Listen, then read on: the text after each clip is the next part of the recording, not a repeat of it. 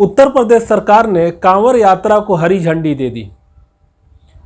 जाहिर है इस पे सुप्रीम कोर्ट को समस्या तो होनी ही थी। आमतौर पे सुप्रीम कोर्ट जल्दी हिंदुओं के मामले पे संज्ञान नहीं लेता।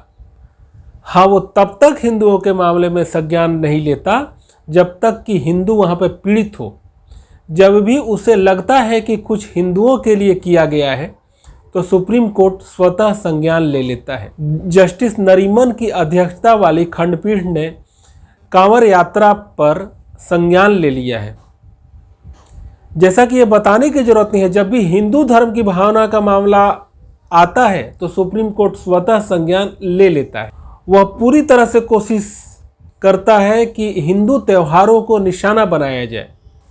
एक बार फिर से सुप्रीम कोर्ट ने यूपी में कांवड़ यात्रा के संदर्भ में इसी तरह का किया है। सुप्रीम कोर्ट ने कहा है कि अखबारों में ये छपा है कि योगी सरकार ने कांवड़ यात्रा को मंजूरी दे दी है। अब सुप्रीम कोर्ट ने केंद्र और योगी सरकार को नोटिस जारी करके सवाल पूछा है कि आखिर कोरोना की थर्ड वेव को देखते हुए यह कांवड़ यात्रा की मंजूरी कैसे दे दी गई। देखिए, यहाँ पर एक तरह से लग रहा है कि सुप्रीम कोर्ट कितना चिंतित है कि कोरोना नहीं फैले, लेकिन क्या वास्तव में बात वैसी है?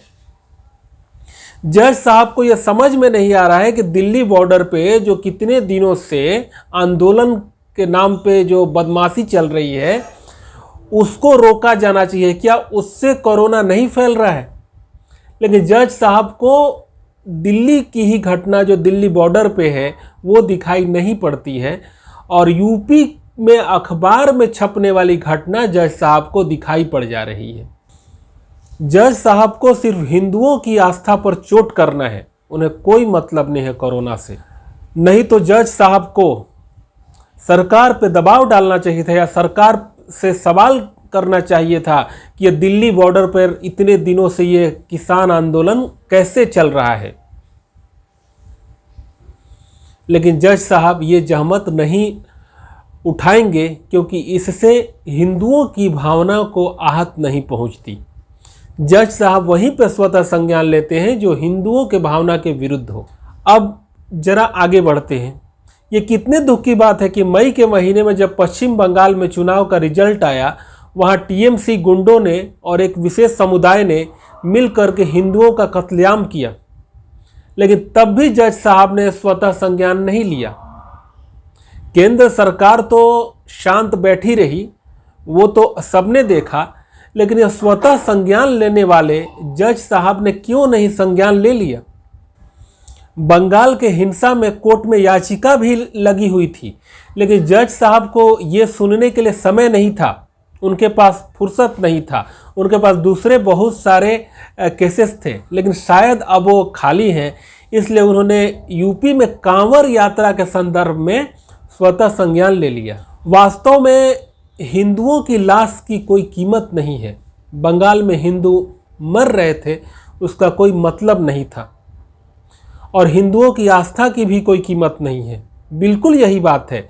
जज साहब, काश आपने निकिता तोमर की हत्या पर भी संज्ञान ले लिया होता, क्योंकि वह तो सीसीटीवी कैमरे में कैद हुई थी।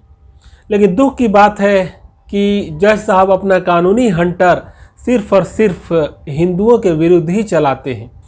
दोस्तों, अगर हिंदुओं को इस तरह के स्वतः संज्ञान से बचना है तो आवाज उठानी पड़ेगी, आपको जुटना पड़ेगा। बिल्कुल उनकी तरह जो विशेष समुदाय करता है, उनके विरुद्ध जब कोई सुप्रीम कोर्ट फैसला दे देता है तो पहले तो वो उस तरह से लॉबी बनाते हैं, नेताओं पर प्रेशर डालते हैं, और नेता नहीं मानते तो ये भीड़, पूरी भीड़ सुप्रीम कोर्ट को घेर लेती है। जब तक इस तरह का पैटर्न हिंदुओं में दिखाई नहीं देगा, तब तक इनकी आस्था के साथ इसी तरह का खिलवाड़ होता रहेगा।